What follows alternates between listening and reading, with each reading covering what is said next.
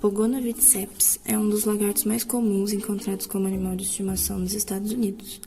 É uma espécie de réptil pertencente à família Gamidae que possui um tamanho relativamente pequeno, chegando a medir aproximadamente de 40 a 60 centímetros de comprimento, com pesos de 200 a 500 gramas, sendo que aqueles criados em cativeiro apresentam os menores tamanhos.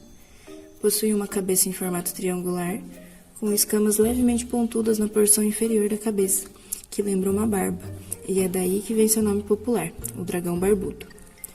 Podem ter diversas cores, desde cinza, marrom, amarelo e até mesmo vermelho. Eles se alimentam de forma bem generalista, ou seja, eles comem de tudo. Alimentam-se de plantas, artrópodes e outros pequenos animais, mas sua refeição preferida parece ser composta por folhas verdes. Estes lagartos são encontrados na região leste da Austrália, em habitats áridos e semiáridos com baixa umidade. Sendo assim, esses animais são bem resistentes. Você já parou para pensar como o lagarto barbudo e outros animais desse tipo de habitat desértico conseguem sobreviver nesse ambiente nada atrativo para a gente? Vamos falar agora sobre a termorregulação. Em primeiro lugar, precisamos compreender que todo ser vivo depende da manutenção das condições ideais do seu organismo para conseguir sobreviver. Essa manutenção ocorre por diversos mecanismos diferentes, e todo o seu conjunto é denominado homeostase.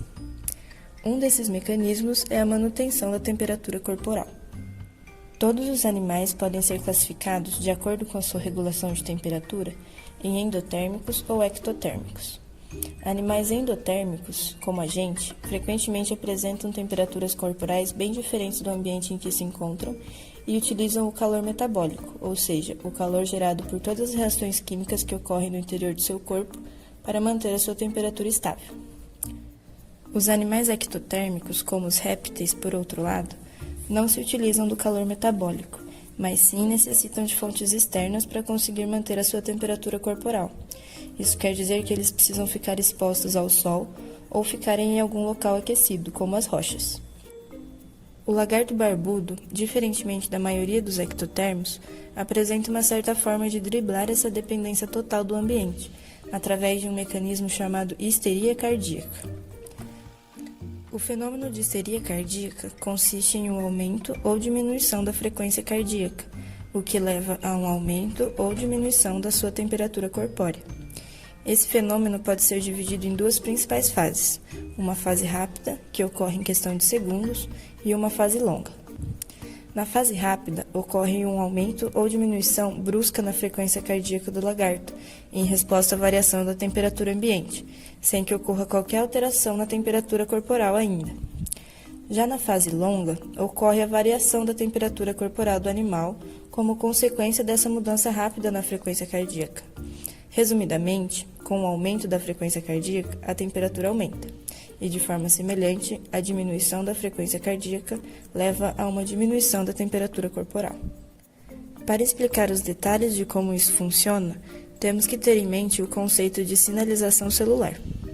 A sinalização celular é o processo em que as células se comunicam umas com as outras e consiste na emissão de uma molécula ou um sinal químico por uma célula e subsequente ligação dessa molécula a proteínas de membrana de outra célula. No caso da histeria cardíaca do lagarto barbudo, o principal sinal químico envolvido é uma molécula que leva o nome de prostaglandina. A sinalização por meio de prostaglandina, entre outras funções, faz com que os vasos sanguíneos sofram dilatação, que aumenta o fluxo sanguíneo, ou constrição, que diminui o fluxo sanguíneo, provocando, por fim, um aumento ou diminuição da temperatura corporal, respectivamente. Esse tipo de especialização garante um melhor aproveitamento de energia pelo lagarto barbudo, permitindo seu sucesso em ambientes áridos e de baixa umidade.